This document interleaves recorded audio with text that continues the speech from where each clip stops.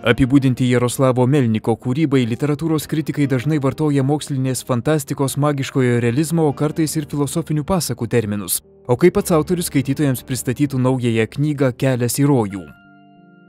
Jau daugeliu metų rašau prozą, fantastiką ir šioj knygui, kuri vadinasi Kelias į rojų, aš stengiausi išreikšti savo požiūrį į mūsų kasdienybę, į mūsų realybę, bet požiūrį iš viršaus, sakyčiau, iš dangaus. Šioje knygoje yra vienas romanas, keletą apysakos ir daug apsakymų, kur, jeigu jūs skaitysite šią knygą, jūs galite atsidurti alternatyvame pasaulyje ir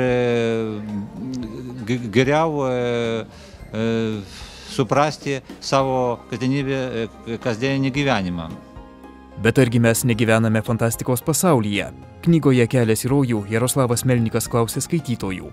Į kokius dar siužetinius vingius mus įvilios naujoji knyga? Šioje knygoje yra nemažai pamąstymų apie Dievą, apie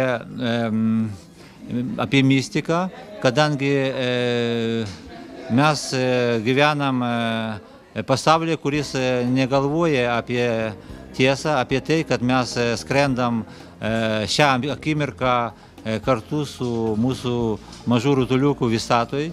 Ir būtent jeigu žmogus nori truputį atitrūkti nuo realybės ir pajausti laisvę, tai jis turi vis tiek pažiūrėti į savo gyvenimą iš viršaus. Tai mano toks, sakyčiau, uždavinys padėti žmogui surasti tą alternatyvį pasaulį ir pasidaryti laisviam.